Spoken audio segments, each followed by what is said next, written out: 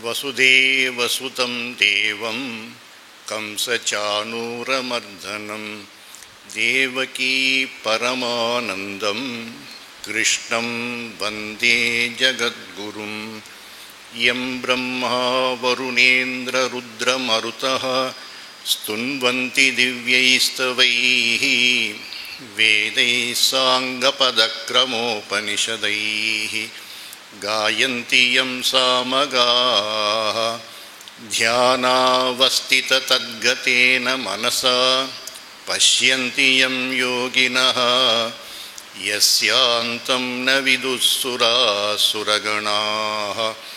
देवाय तस्मै नमः देवाय तस्मै नमः.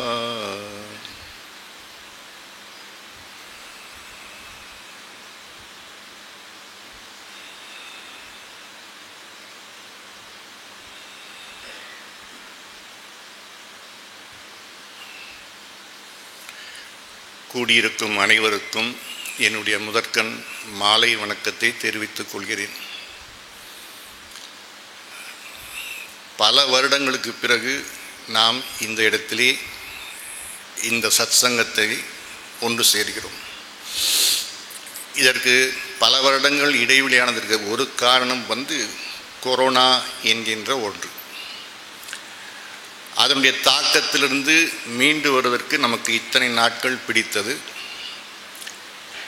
இது ஒரு காரணம் என்றால், மற்றொரு காரணம் கொரோனாவிற்கு பிறகு பல மக்கள் வேறு ஒரு புதிய தொழில்நுட்பத்தை கண்டுபிடித்து விட்டார்கள். அந்த தொழில்நுட்பம் என்னவென்றால், உட்கார்ந்த இடத்திலேயே எல்லாவற்றையும் கேட்கலாம், கேட்டு தெரிந்து கொள்ளலாம் என்று ஒரு கற்பனை லோகத்திலே சிறிது நாட்கள் வாழ்ந்தார்கள். ஆனால் சிறிது நாட்கள் என்பது பல இடங்களிலே அதிக நாட்களாகவும் இருக்க வாய்ப்பு உண்டு. என்னதான் வீட்டிலே உட்கார்ந்தபடி குளிர்சாதன பெட்டியோடு ஒரு சொற்பொழிவை கேட்டாலும் நேருக்கு நேரே வருவது போல பேசுவது போல ஒன்றும் கிடைக்காது. ஒரு சில காரணங்கள் பார்த்தோம் என்றால், ஒரு இடத்துக்கு போய் சொற்பொழிவு கேட்க வேண்டும் என்றால் அதற்காக நாம் தயாராக வேண்டும். அதற்கு கொஞ்சம் மெனக்கிடணும். அதற்கு பிறகு வாகனத்தை எடுத்துக்கொண்டு அங்கே போகணும். அங்கே 4 பேர் சந்திக்க வேண்டும். அந்த 4 பேரோடு சந்தித்த பிறகு அதற்கு பிறகு உட்கார்ந்து 1 மணி நேரம் 1.5 மணி நேரம் கேட்ட பிறகு மறுபடியும் அங்கிருந்து கிளம்பி வீட்டுக்கு போகும். அப்போ வீட்டுக்கு வீட்டிலிருந்து கிளம்புவதற்கு முன்னாலேயே இரவு உணவை சமைத்து வைத்திருக்க வேண்டும். இல்லைனா போய் சமையல் பண்ணுவதற்கு அதிக நேரமாகும். ஆனால் இருந்த இடத்திலேயே பார்க்கின்ற நேரத்திலே வீடியோவை போட்டுவிட்டு அந்த பக்கம் சட்டியை வச்சு விட்டு கடக்கு முடக்கு இந்த பக்கம் கல்லை போட்டுட்டு கல்லில் 2 தோசை வாத்து, இந்த பக்கம் மிக்சியை போட்டு அதில் சட்னி ஆட்டி என்ன கேட்க போகிறோம்? அவர் பாவம் தன்னுடைய தொழிலை செய்கிறார். அந்த நேரத்தில் ஒரு சில பொருத்தர்கிட்ட கேட்டப்போ, இந்த மாதிரி பண்ணுகிறீர்களே, இது சரியா என்றால், சுவாமிஜி கீதை என்ன சொல்கிறது? அவர் என்ன செய்யணும்? கடமையை செய்யணும். அவர் அவருடைய கடமை செய்கிறார். நாங்கள் எங்கள் கடமை செய்கிறோம். இதில் என்ன தப்பு இருக்கு? இப்போ அந்த கடமையை செய்வது அந்த பேச்சாளர் செய்கிறார் அப்படிங்கிற ஒரே காரணத்திற்காக கேட்பவர்கள் தங்களுடைய கடமையை செய்ய வேண்டாமா? காது கொடுத்து கேட்க வேண்டாமா? அதான் விழுகிறதே காதிலே. சரி, என்ன சொன்னார் அது திரும்பி போட்டு பார்த்தா கேட்டுடலாம் இல்லை? இதற்கு எதுக்கு கவலைப்படணும்? ஸோ அந்த அளவுக்கு இந்த கொரோனா நம்ம என்ன செய்து விட்டது என்றால், அடிமட்ட சோம்பேறிகளாக மாற்றிவிட்டது. இது ஒரு பக்கம் என்றால், இன்னொரு பக்கம் முதியோர்களில் பல பேர், அது 50 வயசுக்கு மேலே இருக்கிற மக்கள் எடுத்துக்கொண்டோம் என்றால், அவர்கள் எல்லோருமே இந்த கொள்ளிக்கட்டைக்கு அடிமையாகிவிட்டார்கள். கொள்ளிக்கட்டைங்கிறது வேற ஒன்றும் இல்லை, செல்ஃபோனுக்கு இன்னொரு பேரான். அது இப்போ குழந்தைகள் தான் அதற்கு அடிமையானார்கள் அப்படின்னு பார்த்தோம் என்றால், சிறுவர்கள் அடிமையானார்கள் பார்த்தால், முதியோர்களுமே இது வந்த பிறகு அவர்களும் அடிமையாகி விடுகிறார்கள். இப்படியே காலம் போனது என்றால் எதிர்காலத்திலே மருத்துவத்துறையிலே இப்பொழுது இருப்பதைப் போல de addiction centre for drugs, de addiction centre for alcohol அல்லது ஆல்கஹாலிக் அனானிமஸ் அப்படிங்கிறது இருப்பது போல எதிர்காலத்திலே de addiction centre for gadgets அப்படின்னு வந்தாலும் ஆச்சரியப்படுறதுக்கு இல்லை. வந்திருந்தாலும் எனக்கு தெரியாது, ஏன்னா நிறைய இடத்துல வந்திருக்குன்னு சொல்லுகிறார்கள். அந்த கேட்ஜெட்ஸோடு நம்ம அவ்வளோ தூரம் ஒன்றி விடுகிறோம். இனி ரொம்ப நேரம் அதிலே போனோம் என்றால் இன்றைக்கி தலைப்புக்கு வர முடியாது, அதனால் அதோடு நிறுத்திக்கொள்வோம். ஸோ நேரில் வந்ததுக்கு நன்றிகள். இந்த தலைப்பு நாம் எடுத்துருக்கிறது ஒரு கீதையும் வாழ்க்கையும் அப்படிங்கிற தலைப்பில் புதிதாக ஒரு சில கருத்துக்களை சிந்திக்க முடியுமா என்பதற்கான ஒரு முயற்சி தான் இது. புதுசாக இதிலேருந்து என்னக்கா கீதை கேட்ட மக்கள் பல பேர் இங்கே இருக்கிறீர்கள், அதனால் புதிதாக ஒன்றும் சொல்ல போவது கிடையாது. ஏன்னா கீதையில் இருக்கக்கூடியது பூரா பழையது தான். ஆனால் புதிய கோணத்திலே ஒன்று சிலதை பார்க்க முடியுமா என்கின்ற ஒரு முயற்சி தான் இந்த 7 நாட்களும். முதலாவதாக இன்றைக்கு ஆரம்பிக்கிறச்சு, கீதையிலே மொத்தம் 700 பாடல்கள் இருக்கிறது. இது நம்ம எல்லாருக்கும் தெரிஞ்ச ஒன்று. ஏன்னா நிறைய பேர் புதுசான மக்கள் இல்லாத காரணத்தினால கீதை என்றால் என்ன, எங்கே நடந்தது, அது எல்லாத்தையும் நம்ம தாண்டி விடுகிறோம். இப்போ கீதையை படிக்கின்ற முறை அப்படின்னு பார்க்குறச்சே அது ஒரு பலவிதமாக படிக்கிறார்கள். ஒரு சில இடங்களிலே முற்றோதல் மாதிரி கீதையும் பாராயணம் பண்ணுகிறார்கள். இப்போ இந்த இடத்துல நாம் இன்றைக்கு பார்க்க போவது என்னென்றால், கீதை என்பது படிக்க வேண்டுமா, எப்பொழுது படிக்க வேண்டும்? எப்பொழுதுன்னு சொன்னோம்னாக்கா காத்தாலையா சாயங்காலமா அப்படின்னு கிடையாது. வாழ்க்கையுடைய முற்பகுதியிலா அல்லது வாழ்க்கையுடைய பிற்பகுதியிலா, அல்லது இன்னும் சற்று தெளிவாக சொல்ல வேண்டும் என்றால், தலை நரைத்த பிறகு கீதை படிக்கணுமா, தலை இயற்கையாகவே கருமையாக இருக்கிற நேரத்தில் கீதை படிக்கணும். நல்லா ஞாபகம் வச்சுக்கணும், இயற்கையாகவே. ஏன்னா இன்றைக்கி செயற்கை முறை நிறைய பேர் இடத்துல இருக்குது. அவர்களுக்கு நம்ம அதை பற்றி மறுபடியும்னாக்கா அதை பற்றி பேசி நேரத்தை வீணாக்கும். எப்பொழுது படிக்க வேண்டும்? வாழ்க்கையினுடைய ஆரம்ப காலத்திலேயா, வாழ்க்கையினுடைய பிற்பகுதியில் அப்படின்னு பார்த்தோம் என்றால், பிற்பகுதியிலே வாழ்க்கையை சந்திப்பதற்கு முன்னாலே படித்துக் கொள்வதுதான் நல்லது. 2-3 காரணங்கள் என்றால், வாழ்க்கையினுடைய பிற்பகுதி வந்த பிறகு, அது 50 வயசுக்கு மேலே நான் சொல்வது, ஒரு சில பாடல்களை சொல்லி இதை மனப்பாடம் செய்து கொள்ளுங்கள், இது உங்களுக்கு உபயோகமாக இருக்கும் அப்படின்னு சொல்லுகிற நேரத்தில் அது மனசுக்குள்ளார மனப்பாடம் ஆக மாட்டேங்குது. இதையே சிறு வயதில் இருக்கக்கூடிய அந்த பருவத்திலே படித்தோம் என்றால் சுலபமாக மனப்பாடம் ஆகிடும். சரி, எதற்காக படிக்கணும்? சரி, கீதை படிக்கணும்னு சொல்லுங்கள், சிறு வயதில் படிக்கணும்னு சொல்லுங்கள். சரி, எதற்காக படிக்கணும்? அப்படி என்ன அவசியம்? கீதை படித்த பிறகும் வாழலாம், படிக்காமல் வாழலாம். ஆனால் ஏன் படிக்க வேண்டும் என்றால் ஒரு முக்கிய காரணம் சொல்லப்படுகிறது. அது என்னவென்றால், Gita is a manual for human beings. மனிதர்களுக்கு கீதை என்பது ஒரு கையேடு, மேனுவல் என்று சொல்லுகிறார். நாம் கடைக்கு போய் எந்த ஒரு பொருளை வாங்கினாலும், விலை உயர்ந்த பொருட்கள், அதை கையோடு வாங்கி, ஒரு கம்ப்யூட்டர் வாங்குகிறோம்,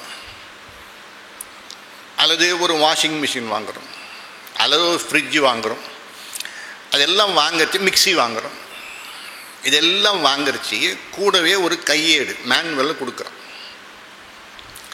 அந்த மேனுவலில் முக்கால்வாசி நம்ம படிக்கிறது கிடையாது. அது நம்மளுடைய விசேஷத்தன்மை. தமிழர்களாக நாம் அதெல்லாம் எதுக்கு படிப்பானேன்னு சொல்லிட்டு அதை தூக்கி போட்டுறோம். அதில் ஒருவேளை கேரண்டி கார்டு இருந்தால் மட்டும் எடுத்து வச்சுக்கோம். அது எத்தனை நாளைக்கு வேலையிட்டு தெரியாது, அதுக்காக வைத்துக்கொள்வோம் தவிர மற்றபடி அதை ஓரத்தில் போட்டுரும். அதுக்கப்புறம் அதை ப்ளக்கில் போட்டு சுற்றி சுற்றி பார்த்து என்ன பண்ணுவோம், மிக்சியாக இருந்தால் சுற்றி பார்த்து, கம்ப்யூட்டர் தான் எல்லாத்தையும் தட்டி பார்த்து அது வேலை செய்யுதா வேலை செய்யலான்னு பார்க்கணும். இப்போ இந்த இடத்துல நாம் ஒரு விஷயம் புரிந்து கொள்ள வேண்டும். ஒரு ஆயிரக்கணக்கான மதிப்புள்ள ஒரு பொருளை வாங்குகின்ற நேரத்திலேயே அந்த பொருளை உற்பத்தி செய்த மனிதர் அதை எப்படி உபயோகப்படுத்த வேண்டும், அதனுடைய பர்பஸ் என்ன, எதை செய்ய வேண்டும், எதை செய்யக்கூடாது, எதற்காக செய்யப்பட்டது, 3 கருத்துக்கள் சொல்லுகிறான்னு வச்சுப்போம். அதாவது இந்த ஒரு பொருளை வாங்குகிறீர்களே, இதனுடைய நோக்கம் இது, பர்பஸ். இதை இப்படி செய்யுங்கள், டூஸ். இதையெல்லாம் தவிருங்கள், டோன்ட்ஸ். அப்போ 3 விஷயங்கள் சொல்லப்படுது. ஒன்று எதற்காக இது தயாரிக்கப்பட்டது, இந்த மெஷின் எதற்காக தயாரிக்கப்பட்டது. ஒரு ஃப்ரிட்ஜுன்னு வச்சுக்குவோம். எதற்காக தயாரிக்கப்பட்டது என்றால், உள்ளுக்குள்ளே வைக்கக்கூடிய பொருள்களை குளிர்ச்சியாக வைப்பதற்காக இந்த பொருள் தயாரிக்கப்படுகிறது.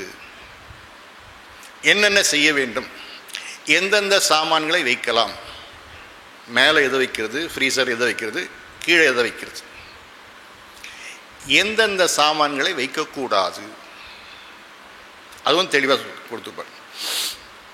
அப்போ எதை வைக்கலாம், என்ன செய்யலாம், எதை வைக்கக்கூடாது, எதை செய்யக்கூடாது, எந்த நோக்கத்துக்காக இந்த பொருள் உபயோகப்படுத்தப்பட வேண்டும், இது 3 சொல்லப்படுது. ஒன்று பர்பஸ், இன்னொன்று டூஸ் அண்ட் டோன்ட்ஸ். எவ்வளோ ஆயிரக்கணக்கான லட்சக்கணக்கான மதிப்புள்ள பொருள் வாங்கினாலுமே இந்த 3 கண்டிப்பாக இருக்கக்கூடியது. அதனுடைய குறிக்கோள் என்ன செய்யணும், என்ன செய்யக்கூடாது. இது உண்மைதானே? இது 3மே இருக்குது, நமக்கு எல்லாருக்கும் தெரியக்கூடியது. இப்போ ஒரு சின்ன கேள்வி. கடவுள் நமக்கு இந்த உடலை கொடுத்தார், இந்த உடலுக்கு நமக்கு கிடைத்திருக்கிறது. இது கடவுள் நமக்கு கொடுத்த ஒரு பொருள் அப்படின்னு எடுத்துக்கணும், ஒரு கிஃப்ட், ஒரு கொடை. இந்த உடலுடைய மதிப்பு இன்றைய தேதியிலே எவ்வளவு? மதிப்புன்னு சொன்னால் பணத்தில். இன்றைய தேதியில் இந்த உடலுடைய மதிப்பு எவ்வளவு? எவ்வளவு பெறும்? 100 பெறுமா, 1000 பெறுமா, லட்சம் பெறுமா, கோடி பெறுமா? அதை எப்படி கண்டுபிடிக்கிறது? ரொம்ப சுலபம். இப்போ கையை ஆட்டுறோம், இது இயற்கையாக எல்லாரும் செய்யக்கூடிய. ஒருவேளை இந்த கையில் ஏதாவது பிரச்சனை இந்த மூட்டு கழண்டுட்டுன்னு வச்சுப்போம், கையோடு வந்துடுதுன்னு வச்சுப்போம், கையோடு வந்துடுதுன்னு வச்சுப்போம். ஒரு சிலருக்கு வரது உண்டு. அந்த டென்னிஸ் ஆடுறவங்க, ஷட்டில் காக் ஆடுறவங்க, கிரிக்கெட் போலிங் போடுறவங்க, இவங்களுக்கெல்லாம் இந்த ப்ராப்ளம் வரது உண்டு. அப்போது இதை சேர்த்து வச்சு மறுபடியும் இந்த கையை மொபிலிட்டி கொண்டு வர்றதுக்கு எவ்வளோ செலவாகும்னு தெரிஞ்சதுனால், அப்போ இந்த ஒரு ஜாயிண்ட்டினுடைய மதிப்பு நமக்கு தெரியும். என்ன ஒரு சில லட்சங்கள் மட்டும்தான் ஒரு கைக்கு இந்த ஜாயிண்ட்டுக்கு வருது. ரெண்டு பக்கம் 2 ஓட்டை போடுவாங்க, போட்டுட்டு என்னக்கா அந்த ட்ரில்லிங் மிஷின் மாதிரி போட்டுட்டு கேட்டால் அதுக்கு பேர் ஆர்த்ரோஸ்கோப் அப்படின்பாங்க. அதில் தையல் மாதிரி தைச்சி விட்டுட்டு இது பண்ணி அதுக்கு போடுறது ஒரு சில லட்சம். அப்போ ஒரு ஜாயிண்ட்டு. அதே போல் ஹார்ட்னு ஒன்று இருக்குது, இதயம்னு ஒன்று இருக்குது. இதயத்தில் ஏதாவது பிரச்சனை வந்ததுனாக்கா அதை ரிப்பேர் பண்ணுறதுக்கு அது அடைப்பை பொறுத்து மாறும். அப்போ நல்லா இருக்கிற வரைக்கும் நமக்கு அந்த பொருளினுடைய மதிப்பு தெரிவதில்லை. அப்படி என்றால் உடம்பில் இருக்கக்கூடிய எல்லா பகுதிகளும் கற்பனை பண்ணி பாருங்கள். கற்பனை பண்ணி பார்த்துட்டு உங்களுக்கு எவ்வளோ தொகை தேவைப்படுது மனசுக்குள்ளார வருதோ அதை அங்கே ஃபிட் பண்ணிவிடுது. கண்ணுக்கு இவ்வளோ, காதுக்கு இவ்வளோ, மூக்குக்கு சளி வந்தால் தான் தெரியும் மூக்கோட அருமை என்னன்னு சொல்லிட்டு, வாயால் மூச்சு விடக்கூடாதுன்றாங்க. நாக்குக்கு வாய்க்கு மூவ்மெண்ட் பண்ணுது, கைக்கு காலுக்கு இடுப்புக்கு முட்டிக்கு இந்த கை விரல்களுக்கு உடம்பில் இருக்கக்கூடிய இன்னொரு ஆர்கானிசம் இன்ன இது ஆர்கன்ஸ் பூராவும் என்னென்ன.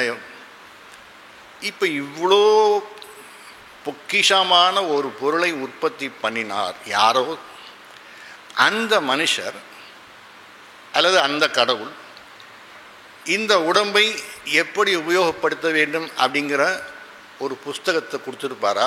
மாட்டார்.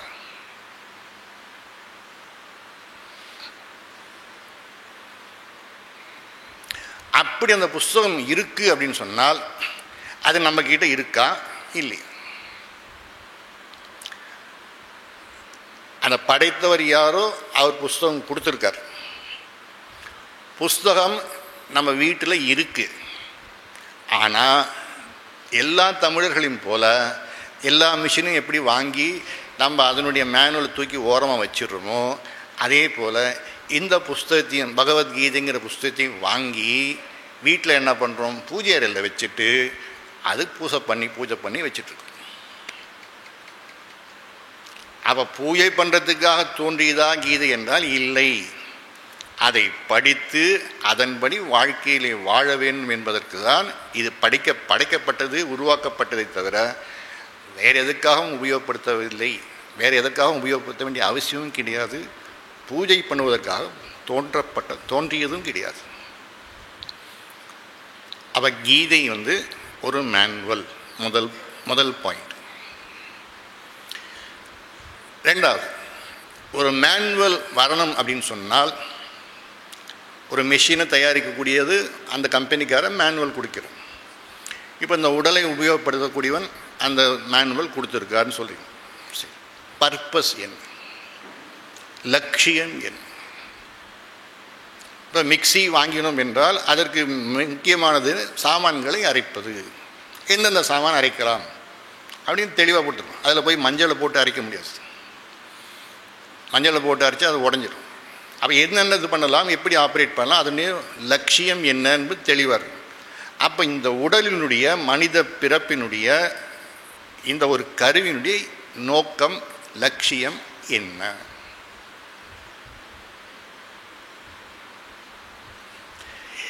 இது கூட தெரியாமல் நீங்கள் இவ்வளோ நாள் வாழ்ந்துட்டீங்களா? முக்தி அடைதல் என்ன விஷயம்? கண்ணை திறந்தால் பார்க்க போகிறோம், காது திறந்தால் கேட்க போகிறோம், நேரத்துக்கு சாப்பிடணும், தூக்கம் வந்தால் தூங்கணும், வலி வந்ததுனாக்கா மாத்திரை சாப்பிடணும், இவ்வளோதானே. அப்போ இந்த மாதிரி நம்ம குறித்து கொண்டோம் என்றால் இதற்குத்தான் என்றால் நமக்கும் மற்ற பசுமாடு போன்ற மிருகங்களுக்கும் வித்தியாசம் இல்லாமல் போயிடும். ஏன்னா உண்டு உடுத்து உறங்கி அதற்கு பிறகு என்ன உறவு கொள்வது தான் வாழ்க்கை அப்படின்னு வந்தது என்றால், முடிவு பண்ணோம் என்றால் எந்த விதமான வித்தியாசம் இல்லாமல் போய்விடும். அப்போ நம்முடைய பெரியவர்கள் என்ன சொன்னார்கள் என்றால் 2-3 கருத்துக்களை சொன்னார்கள். ஆனால் அதில் முக்கியமானது என்னன்னாக்கா, முதல்ல சிறப்பாக வாழ். கீதையின் படினாக்கா அந்த மாதிரி சிறப்பாக வாழ்கின்ற மனுஷனை அவர் யோகி என்று அழைக்கிறார்.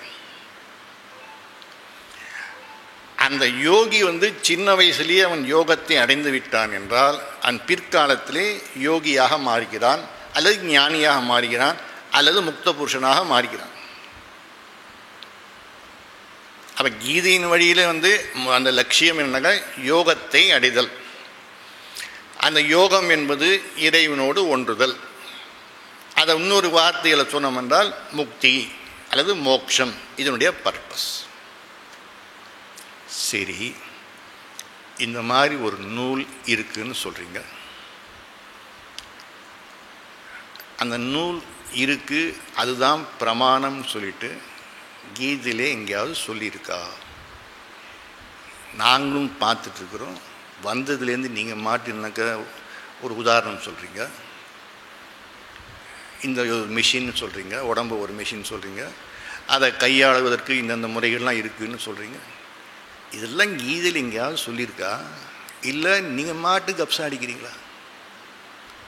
நாங்களும் வந்ததுலேருந்து பார்த்துருக்குறோம். எங்கே நாங்களும் கீதை படிச்சிருக்கோம், தெரியுமில்ல? அது 18 அத்தியாயம் உங்களுக்கு பேர் தெரியும். எனக்கு என்ன தெரியும் பேர்? எல்லாம் கடைசியில் யோகம்னு முடியும், அவ்வளோதான். இதில் என்ன பெரிய விஷயம்? யோகம் முடிவு தான் முக்கியம். யோகம் யோகம் யோகம் முதல்லேருந்து 18 வரைக்கும் யோகத்தில் முடியும். எங்கே சொல்லியிருக்கு? ஆதாரம் என்ன? நீங்கள் இது வரைக்கும் சொல்கிறதுக்கு ஆதாரம் என்ன? 16வது அத்தியாயத்தில் கடைசி பகுதியில் ஒரு ஸ்லோகம் வருது. தஸ்மாத் சாஸ்திரம் பிரமாணம் தே காரியா காரிய வியவஸ்திதோ அப்படின்னு ஒரு வரி வருது.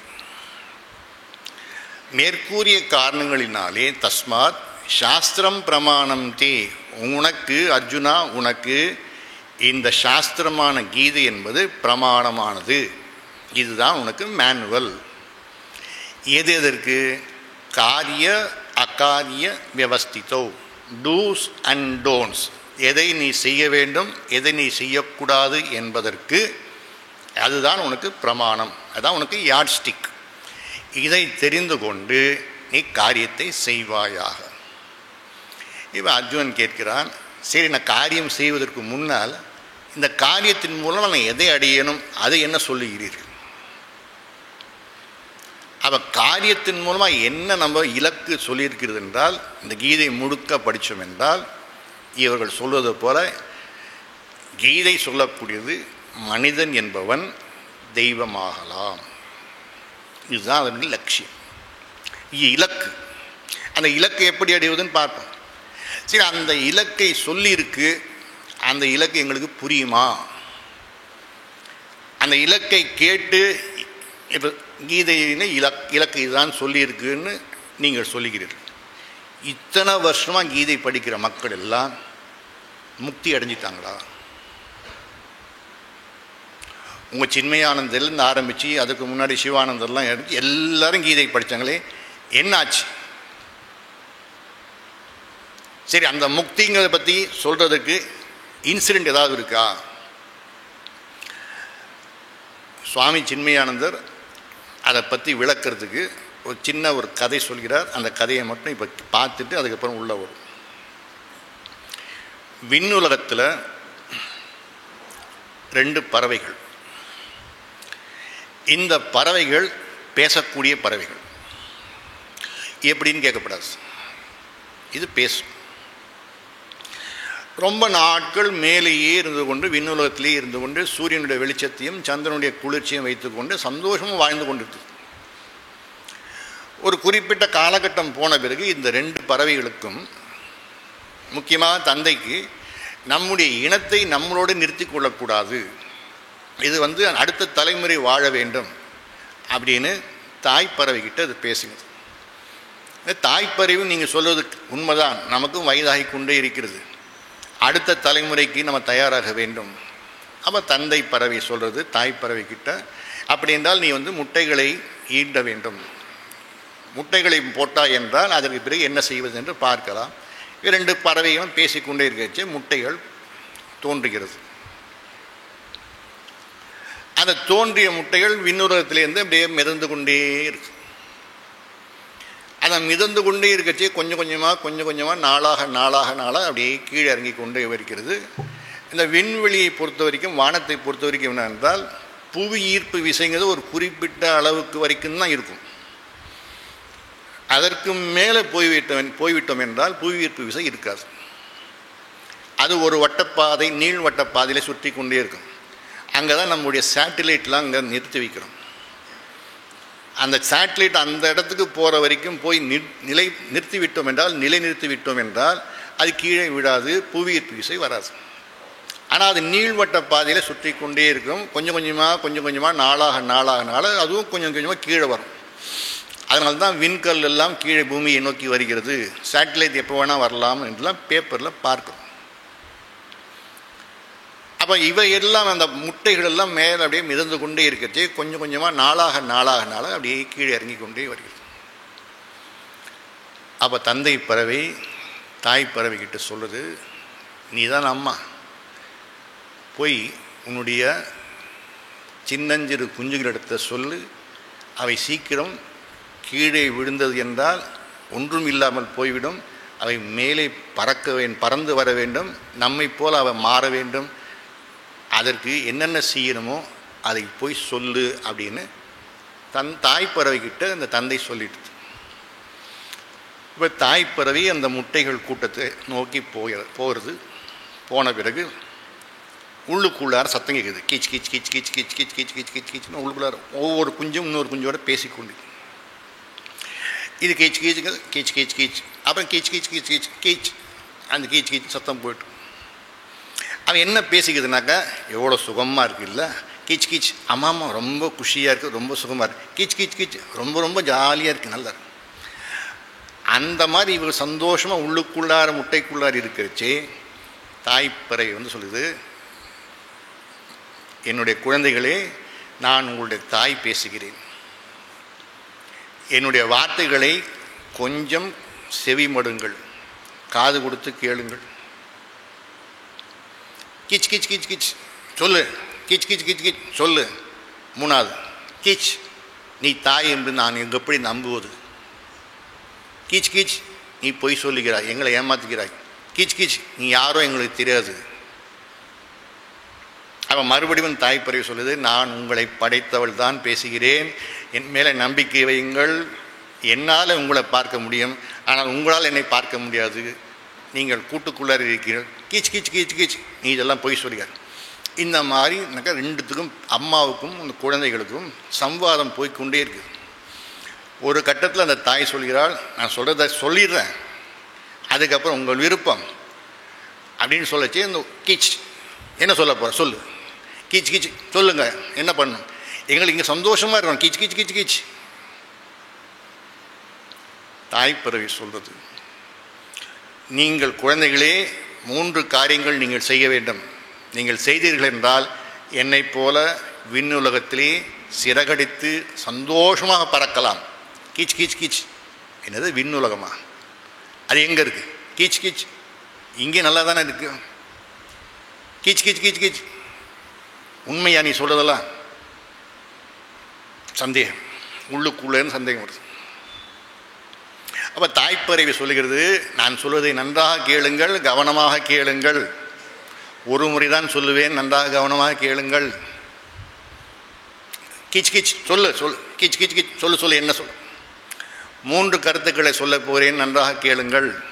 கீச் கீச் கீச் கீச். முதலாவது, கண்ணை மூடுங்கள். கேள்வி, ஏன் மூடணும்? நாங்கள் உள்ளுக்குள்ளார பார்த்துட்டு தானே இருக்கிறோம், இங்கே நல்லா தானே இருக்குது, ஏன் மூடணும்? சொல்கிறதெல்லாம் செய்யும். 2வது, கூட்டை உடையுங்கள். முட்டை இருக்குல்ல, அந்த முட்டையை உடையுங்கள், ஓட்டை உடையுங்கள். கீச் கீச் கீச், ஓட்டுக்குள்ளார முட்டைக்குள்ளார சந்தோஷமாக இருக்கிறோம், எதுக்காக உடைக்கணும்? நாங்கள் கீழே விழுந்து சாகணுமா? கீச். இதில் ஒரே ஒரு முட்டையில் இருக்கக்கூடிய குஞ்சு மட்டும் லேசாக மூக்கை வச்சுட்டு ஒரு தட்டு தட்டிது, அந்த முட்டையோட ஓடு உடஞ்சிடுது. தலையை மேலே விட்டு பார்த்தா சில்லுன்னு காத்தடிக்குது, விண்வெளியில் இருக்கக்கூடிய காத்தடிக்குது, டப்புன்னு உள்ளே எடுக்குது. அவள் உள்ளே போனப்புறம் அந்த குஞ்சு பேசுது, நீ யாருன்னு தெரியாது எனக்கு, ஆனால் நீ சொன்ன மாதிரி முட்டையை உடைச்சி அந்த ஓட்டை உடைச்சேன், அந்த ஓட்டை உடைச்சி தலையை வெளிச்சு வெளியிற பார்த்தா சில்லுன்னு இருக்குது, ஆனால் உள்ளுக்குள்ளார நல்லா இருக்குது, நான் எதுக்கு வெளியில் வரணும்? முதல் கண்டிஷன்னாக்க கண்ணை மூடுங்கள், 2வது ஓட்டை உடையுங்கள், 3வது ரெக்கையை விரியுங்கள். வானத்திலே உங்களால் பறக்க முடியும். அவன் முதல்ல எக்ஸ்பெரிமெண்ட் பண்ணித்து இல்லையா, அந்த குஞ்சு சொல்லுது, எங்களுக்கு ரெக்கைகளே கிடையாது, எனக்கு நீ பொய் சொல்லுகிறாய். அப்போ தாய்ப்பறவை சொல்லி, இல்லை, நீ ஓட்டை மொத்தமாக உடைத்தாய் என்றால் உன்னிடத்துல ரெக்கை இருக்கு, உன்னால் பறக்க முடியும்.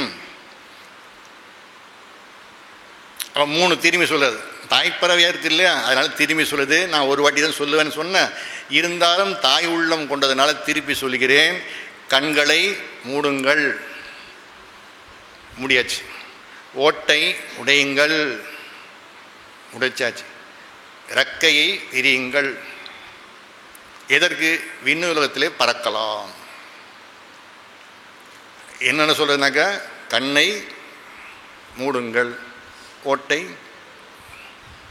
ரக்கை.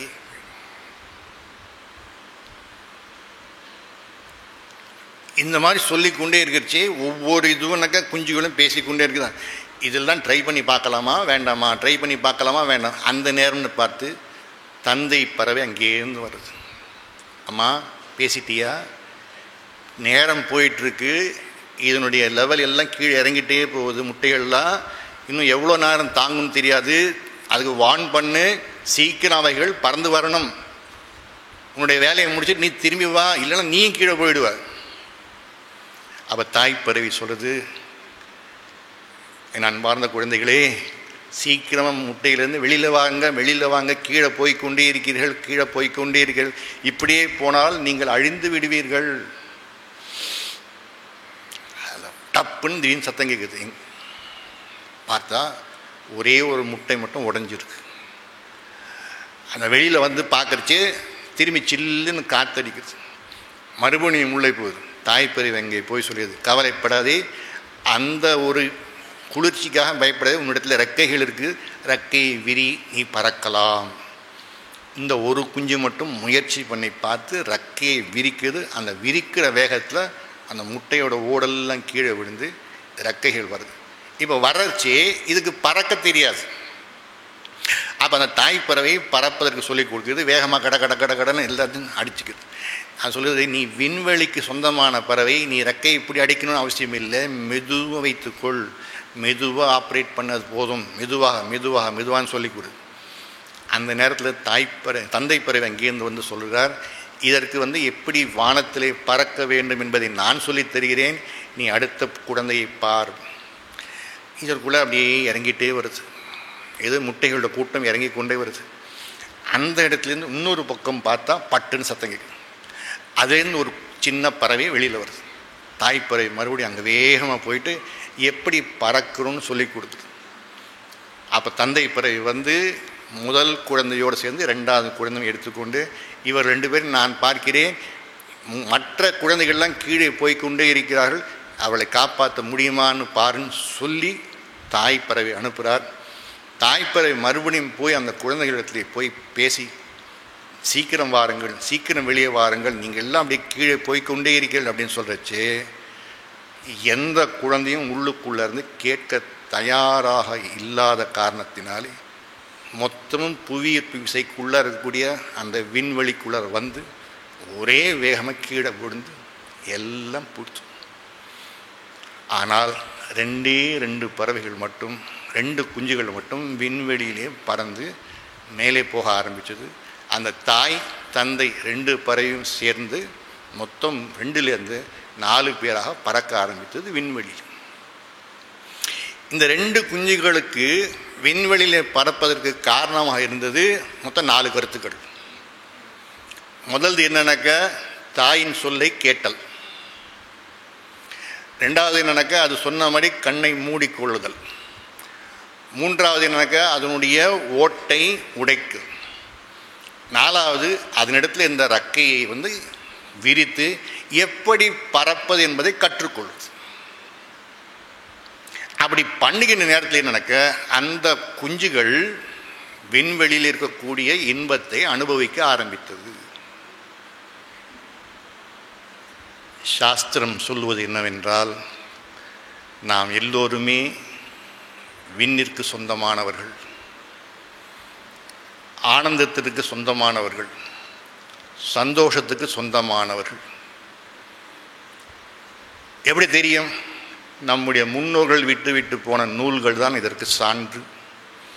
அது வேதங்களாக இருக்கலாம், உபனிஷத்தாக இருக்கலாம், அல்லது மகான்களுடைய வார்த்தைகள் இருக்கக்கூடிய புஸ்தகங்களாக இருக்கலாம்.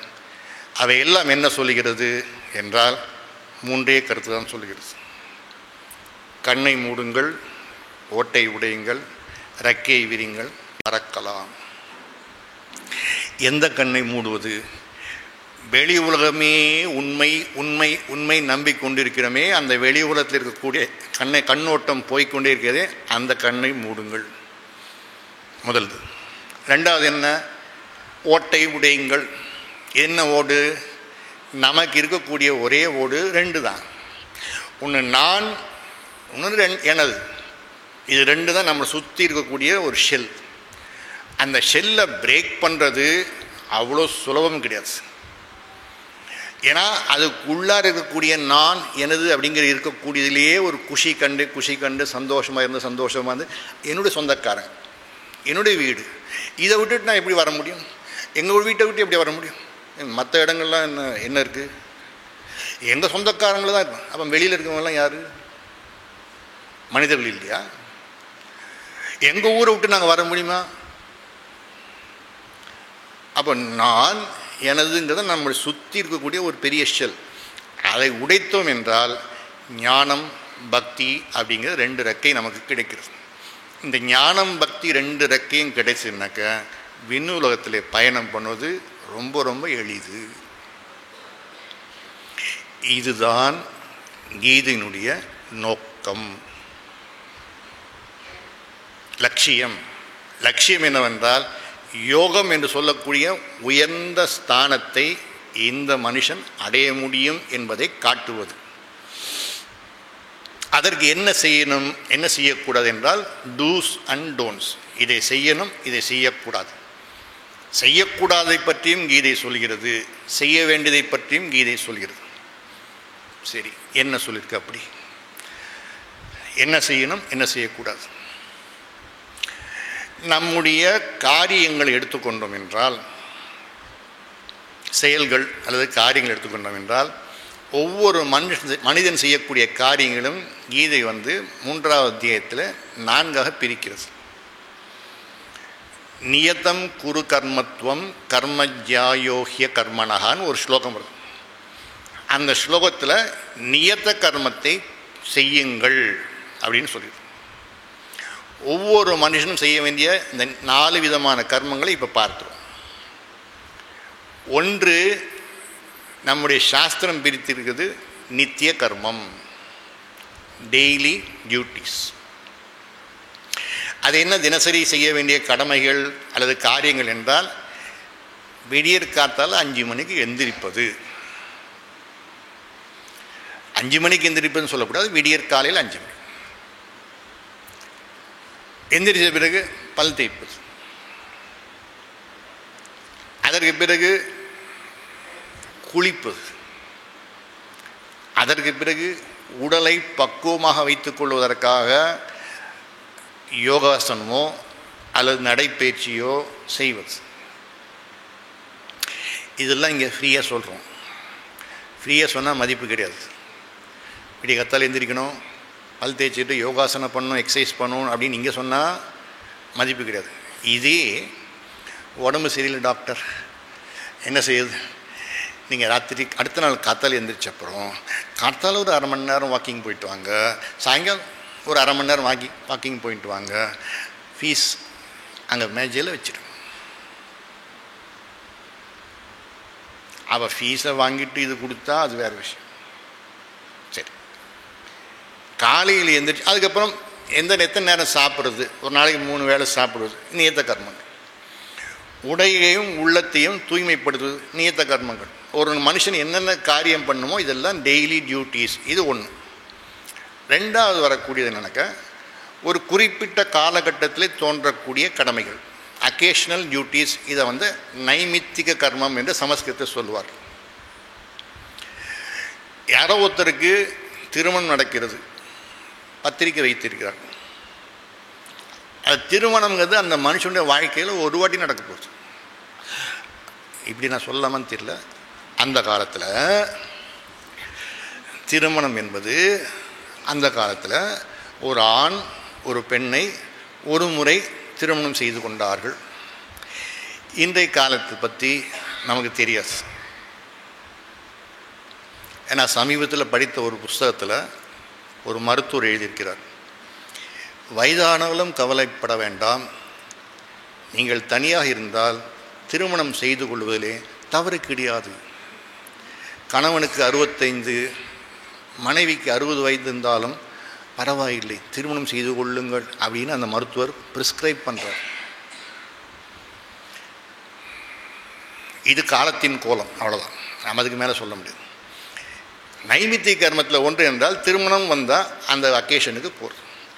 ஒருத்தர் முடியாமல் ஹாஸ்பிட்டலில் படுத்திருக்கார், வார்டில், அதாவது ரூமில், ஐசியூவில் இல்லை, வார்டில் படுத்திருக்கார் அப்படின்னு செய்தி வந்தால் மரியாதை நிமித்தமாக அவரை போய் பார்த்து, அந்த மாதிரி பார்க்க போச்சே, பேஷண்ட்டை பார்க்க போச்சே எல்லாரும்னாக்கா இந்த மேரி பிஸ்கெட்டையும் ஹார்லிக்ஸையும் மட்டும் வாங்கிட்டு போகாதீங்க.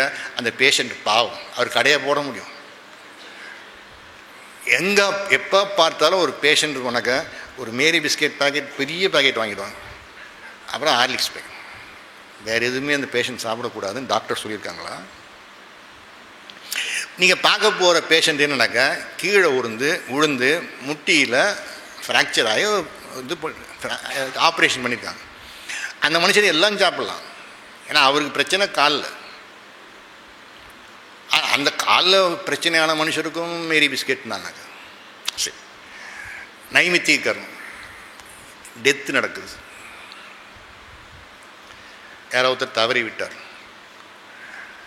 அதில் என்ன சொல்லிடுறாங்கனாக்கா கல்யாணத்துக்கு போனாலும் போகாட்டாலும் பரவாயில்ல, ஆனால் டெத்து வீட்டுக்கு கண்டிப்பாக போகணும்னு சொல்லிக்கிறார். இதெல்லாம் அக்கேஷ்னல் டியூட்டிஸ் சொல்கிறது நைமித்திக கர்மம். மூணாவது வகையான கர்மம் என்னன்னாக்கா ஆசையின் மூலமாக செய்யக்கூடியது. இதுக்கு பேர் காமிய கர்மம்னு பேர். எனக்கு ஆசையாக இருக்குது, அதனால் காரியம் பண்ணிக்கிறேன். என்ன அப்படி ஆசைக்காக காரியம் பண்ணது? என்ன? பணம் சம்பாதிக்கிறது. 60 வயசு ஆச்சுன்னா ரிட்டையர்மெண்ட்டுன்னு சொல்லி அரசாங்கம் சொல்லியிருக்கு. ஆனால் ரிட்டையர்மெண்ட் ஆனப்புறமா எத்தனை பேர் பார்ட் டைம் ஜாபுக்கு போகிறார்கள்? நாங்களும் அந்த 60 வயசுக்கு மேலே இருக்கிற மக்களை பார்த்து, ஐயா நீங்கள் எனக்கு கொஞ்சம் எங்கள் ஆசிரமத்துக்கு, சின்மயா மிஷன் ஆசிரமத்துக்கு வாங்க, கொஞ்சம் சேவை பண்ணுங்கள், ஒரு காத்தால் ஒரு 4 மணி நேரம், சாயங்காலம் ஒரு 4 மணி நேரம் தொண்டு செஞ்சுட்டு போங்க அப்படின்னு கேட்டால் எவ்வளோ கொடுப்பீங்க?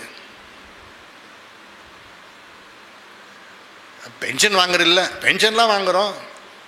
இல்லை நான் 60 வயசுக்கு மேலே போய் வேலை பார்த்தா எத்தனை நாள், எதுக்கு வேலைக்கு போகணும்?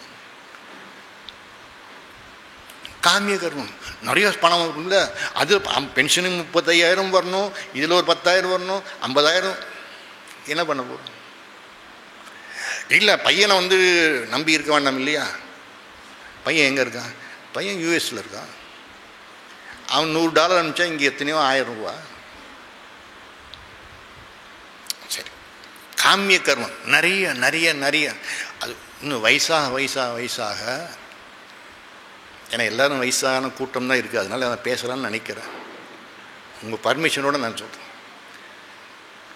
ஒன்று மட்டும் தளரவே மாட்டேங்குது.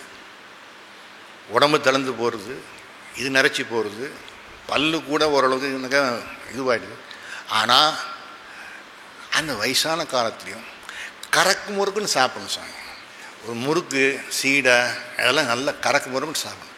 எல்லோரும் சாப்பிட்றாங்க, பீட்சா பர்கர்னு சாப்பிடணும். நம்மளும் போய் பீட்சா பர்கர்னு சாப்பிடணும். ஐயோ ஒத்துக்காதியா, உனக்கு ஏற்கனவே ஹார்ட் அட்டாக் டாக்டர் சொல்லியிருக்காரு கொழுப்பு பதார்த்தம் சாப்பிடாதுன்னு சொல்லியிருக்காரு, உனக்கு பீட்சாவும் பர்கர்னு. ஆமாம் சாப்பிட்டு பார்ப்போம். இன்னொரு கேஸ், அல்சர், ஹெவி அல்சர். அந்த மனுஷனுக்கு டாக்டர் மாத்திரைகள்லாம் கொடுத்து ஒரு நாளைக்கு 3 வேளை அந்த மாத்திரை அந்த அளவுக்கு கொடுத்து சரி பண்ணிட்டார். இந்த மனுஷனுக்கு என்னன்னாக்கா சேலம் வந்தார். இந்த மனுஷன் வர்ற வழியில் இந்த ஸ்டார் பக்ஸ்ன்னு பார்த்துட்டார். அங்கே காப்பி நல்லா இருக்கும் அப்படின்னு சொல்லி எனக்கு காப்பி குடிக்கணும். காப்பி சாப்பிட்டு வயிற்றை கெடுத்துக்காதையா. அசிடிட்டி, காப்பி, டீ இதெல்லாம் தவிர்க்கணும்னு டாக்டர் சொல்லி, அது டாக்டர் எப்பவுமே சொல்லியிருப்பா. அதுக்காக எல்லாத்தையும் பண்ணிட்டு இருந்தா. ஆசை மட்டும் போகவே மாட்டேங்குது, முக்கியமாக சாப்பாட்டில். இப்போ என்னாச்சு, சாப்பாடு மட்டும் இல்லாமல் டிவியில் பார்த்துட்டு அந்த 9 மணி சீரியல்லேருந்து 9:30 மணி சீரியல்லேருந்து 10 மணி வரைக்கும் அதை பார்க்காம எங்களால் இருக்கவே முடியாது. இது பெரிய என்னங்க இது மாதிரி. ராத்திரி படுத்து தூங்கினாக்க கனவுல பூரா அந்த லேடியே வரா. அந்த மாமியார் மருமகளை எப்படி போட்டு தரலான்னு பார்க்குறா, மருமகள் மாமியாரை போட்டு தரலாம், இதே தான் வருது. சாயங்கால நேரத்தில் தான் சின்மயா சேனலில் சின்மயானந்தர் பேசுகிறார் 7:30 8:15 வரைக்கும். அட்லீஸ்ட் அதையாவது பார்க்கலாம் இல்லை, 9ஆவது சாப்டர் பார்க்கலாம் இல்லை. அதெல்லாம் பார்க்கறதுக்கு நேரம் கிடையாது. ஆனால் 9லேருந்து 10 மணி வரைக்கும் டிவி மட்டும். இது நித்திய கர்மமா? அக்கேஷனல் டியூட்டிஸா? காமிய கர்மம். இந்த காமியத்தை பண்ணுறதுல நமக்கு ருச்சி ஜாஸ்தி இருக்கு. தெரியும், ஆனால் விட முடியல. பார்க்கக்கூடாதுன்னு தெரியும், ஆனால் விட முடியுது. 4வது, மனிதனாக பிறந்தவன் செய்யக்கூடாத செயல்களை செய்வது. இதுக்கு பேர் நிஷித்த கர்மம்னு பேர். நிஷித்தம்னா செய்யக்கூடாது. பசி அதிகமாகிடுச்சு அப்படிங்கிறதுனால குழந்தைய கொன்று கட்லெட் போட்டு சாப்பிட்றது கூடாது. பசி அதிகமான, என்னதான் பசி அதிகமானாலும் பெத்த குழந்தைய சாகடிப்பதா? இந்த மாதிரி எதெல்லாம் தடை செய்யப்பட்டுள்ளதோ, மனுஷனுடைய அந்தஸ்துக்கு கீழ்த்தரமாக இருக்கிறதோ அதெல்லாம் தவிர்ப்பது. இந்த 4 கர்மங்களில் முதல் 2 கர்மங்கள் செய்யலாம். இது டூஸ். எதுனா நித்திய கர்மம், நைமித்திய கர்மம், இது 2 செய்யலாம். டோன்ஸில் என்ன வருது? காமிய கர்மம், நிஷித்த கர்மம். என்னது? நிஷித்த கர்மம் சரி, காமிய கர்மம். இப்போ நாங்கள் ஒரு வீடு வாங்கணும்னு ஆசைப்படுறோம், அது தப்பா?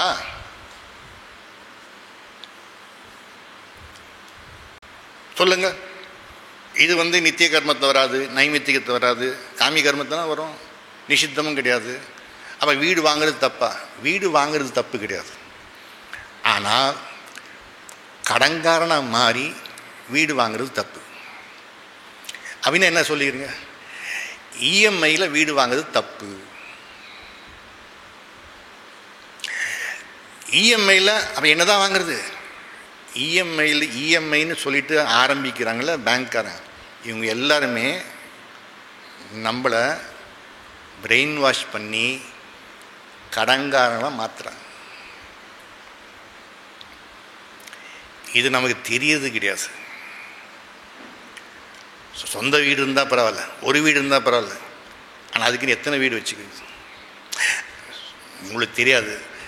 சேலத்தில் ஒரு வீடு, சேலத்தில் வெயில் காலத்தில் இருக்க முடியாதுல்ல, அதனால் அப்படியே ஏற்காட்டில் ஒரு சின்னதாக ஒரு 2000 ஸ்கொயர் ஃபீட்டுக்கு ஒரு சின்ன வீடு.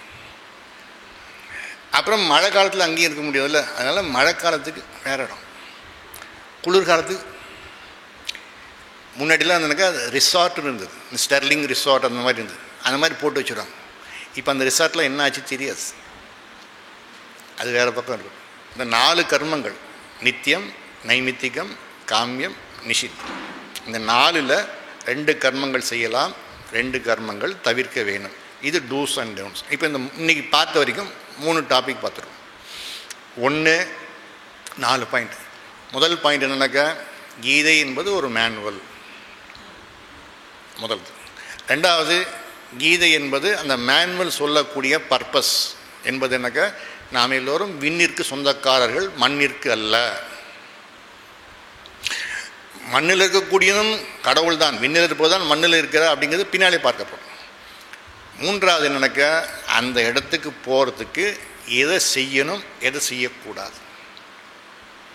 இப்போ கேள்வி என்னக்கா, எல்லா காரியத்தையும் செய்யணும்னு சொல்லிங்க, சரி செஞ்சிடுறோம், ஆனால் செய்வதற்கு நமக்கு என்னென்ன உறுப்புகள் இருக்குது நம்மளுடைய? இப்போ இல்லை இப்படி வச்சுக்கலாம், கீதை சொல்லக்கூடிய அனாட்டமி என்ன?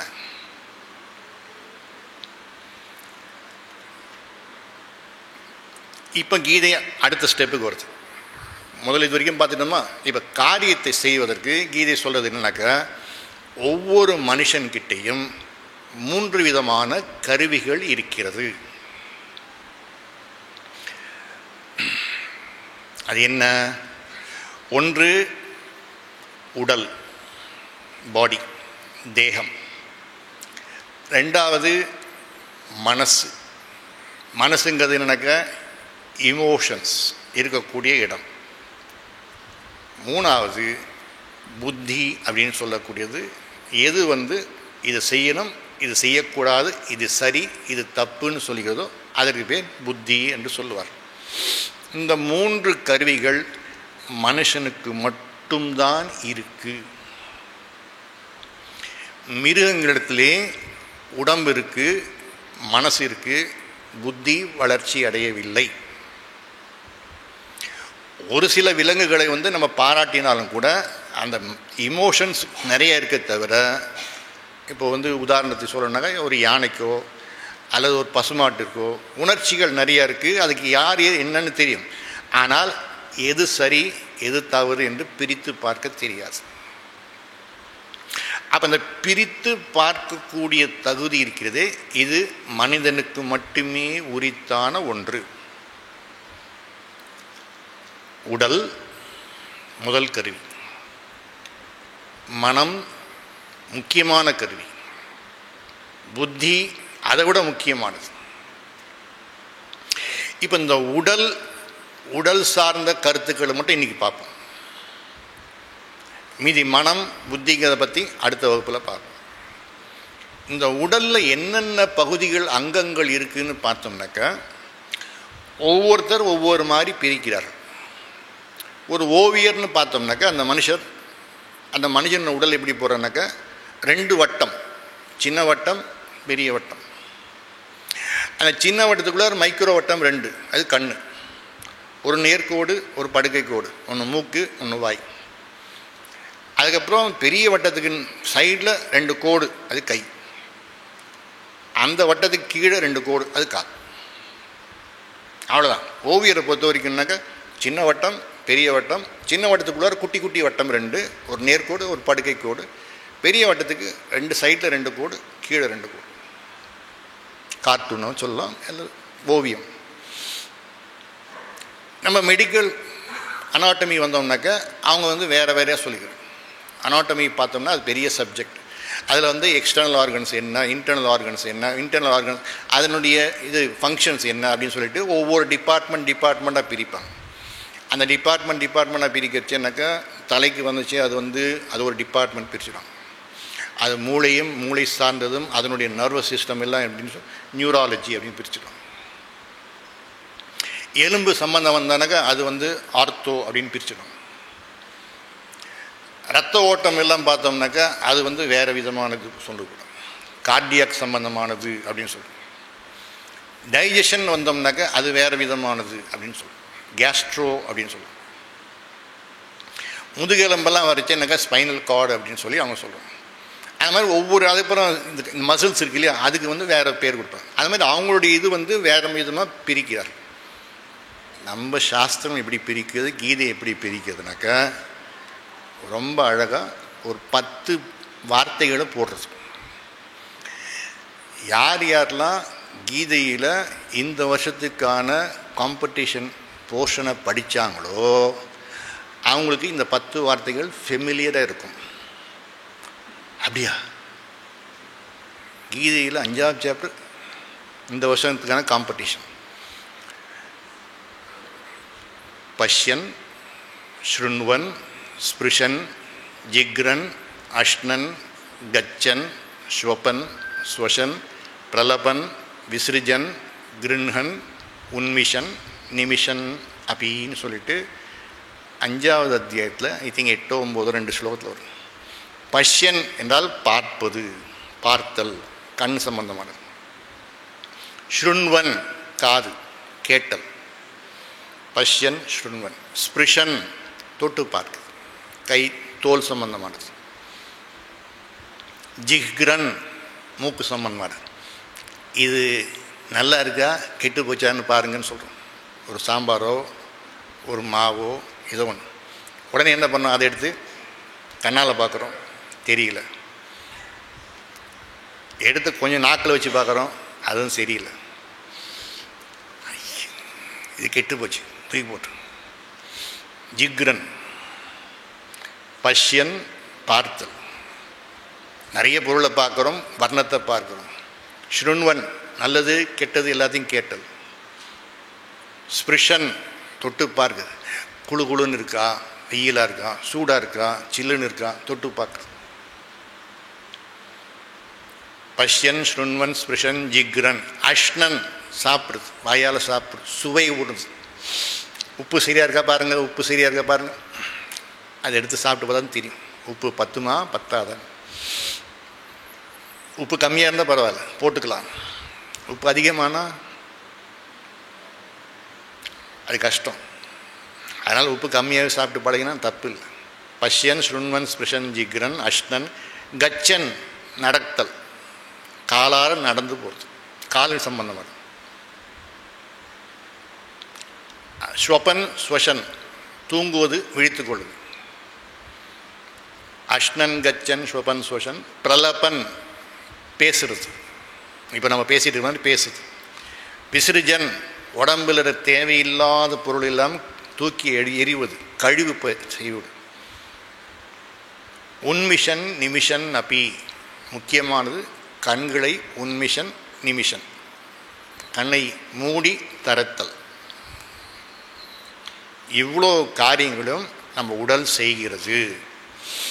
இதில் பார்த்தோம்னா கைகள் சம்பந்தமாக, கால்கள் சம்பந்தமாக, கிருஷ்ணன் அப்படிங்கிற கைகள் சம்பந்தமாக, கச்சன் கால்கள் சம்பந்தமாக, உணவு வயிறு சம்பந்தமாக, அப்போ மெய்வாய் கண் மூக்கு செவி கைகள் கால்கள் கோசி எல்லாம் கவர் ஆகிடுது.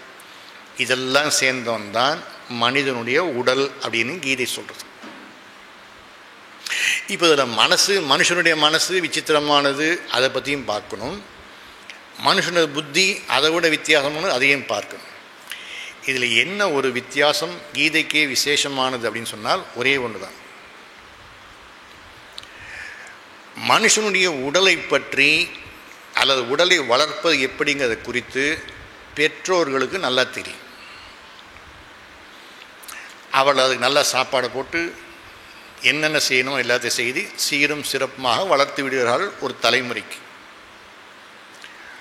புத்திக்கு என்னென்ன தேவையோ அதை பள்ளிக்கூடங்களிலோ கல்லூரிகளோ அல்லது உங்களுடைய கூகுள் ஆனந்தாவிடமோ கற்றுக்கொள்கிறார். அதில் என்னென்ன தேவையோ அதெல்லாம் சேர்த்து சேர்த்து சேர்த்து புத்தியை வளர்த்துடும். சிக்கல் எங்கன்னாக்க, உடம்ப வளர்க்க தெரிஞ்சிருது, அப்பா அம்மா வளர்த்துறாங்க. புத்தியை பள்ளிக்கூடம் கல்லூரியை வளர்த்து விடுறது. இது ரெண்டுத்துக்கும் நடுவில் ஒருத்தர் மாட்டிகிட்ருக்கார் இல்லையா? இவர் பண்ணுற பிரச்சனை தான் பெரும் பிரச்சனை. அனிதா ஞாபகம் இருக்கா? நீட் அனிதா என்னாச்சு?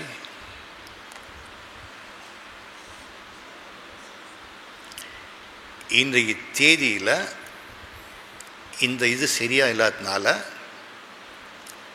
ஒரு பக்கம் ஃபேமிலி கோர்ட்டில் பிஸ்னஸ் ஓஹோன்னு போயிட்டுருக்கு, ஒரு பக்கம் சூசைட் அட்டம்ப்ட் ஓஹோன்னு போயிட்டுருக்கு. நாளொரு மேனியும் பொழுதொரு வண்ணமாக சூசைட் போயிட்டுருக்கு. எல்லாத்துக்கும் காரணம் என்னன்னாக்கா, மைண்டு சரியில்லை, மென்டல் டென்ஷன் தாங்க முடியல.